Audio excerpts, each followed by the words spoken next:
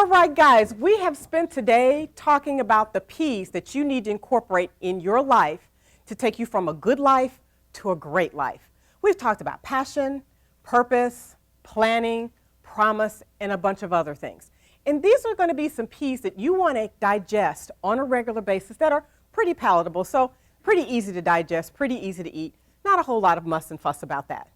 But what do we do when we have something on our plate that we don't quite like? What do? Kind of scoot it around on our plate, don't we?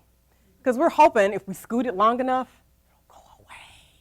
It'll just go away. But you know what? Unless you eat it and you digest it, there is no nutritional value. So, as you're looking at your plate, and we're going to talk about a couple of P's that are left on our plate that probably really don't like, I'm going to urge you to take one last bite. And that one last bite of P I'm going to ask you to eat is punishment. And I know I'm getting some looks like, what? Sherry, are you serious? Why would I want to take punishment to take? And how is that going to make my good life great? Well, I'm going to share a story with you, if you don't mind. Can I share a story with you that'll put it all into perspective for you? Great. Thank you so much. Early 1900s, there was a boy born. He was a good boy, born to a good family, went to a really good school. But his teachers told him that he was bad, told him he was disruptive, he was reprobate, he caused problems in the school. So what did they do? They punished him. And as part of his punishment, they sentenced him to the boiler room, because we are talking about the early 1900s. We're talking about a room that's dark, it's dingy, it's cold. We're talking about a 9 or 10-year-old boy. Now, I'll tell you what, if somebody would sentence me to the boiler room, I would have my pity party for one.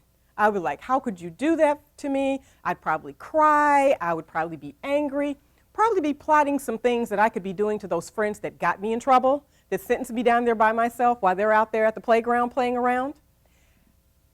He chose a different route. What he did is he said, I'll take my punishment. But the teachers felt like this wasn't punishment enough. So they further sentenced him to read the Constitution of the United States. Think about a 9-year-old child in a boiler room sentenced to read the Constitution of the United States. He could be angry, he could be bitter, which is probably like what most of us would do. But he took it in great stride. So not only did he read the Constitution of the United States, but he liked it. Not only did he like it, he memorized it verbatim, word for word, and recited it to the rest of his class. He took this punishment and found his passion for law. He knew at that point in time he wanted to practice law. Graduated from school, graduated from high school, college with honors. Born in Baltimore, Maryland, decided he was going to go to graduate school in the University of Maryland, only to be punished again because he was born of the wrong race. This devastated him. He said, you know, I've got two choices. I can either be bitter about it or I can do something about it. So, applied to Howard University, graduated with honors. While he was graduating with honors, he became one of the key people that did Plessy versus Ferguson, which was the separation but equal. The one thing that punished him became his passion, turned into his purpose for life. In addition to that, he was a key integral part of Brown versus the Board of Education. Think he was fine with that?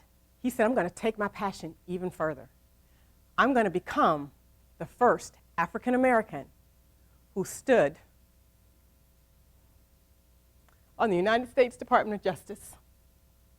So I ask you, when you're punished, when you think you're punished, and we've got our poor me, woulda, coulda, shoulda, think about that young man that was punished 3 times in his life and made history 3 times. He took the recipe. He took punishment, found his purpose, and created a passion for it. So I ask you, go back through your life. Think about the emotional junk that you have in the trunk. What kind of punishment do you have that you can turn into a passion and a purpose? Think about the recipes and the P's that can make your good life great. I thank you. Okay. Thank you.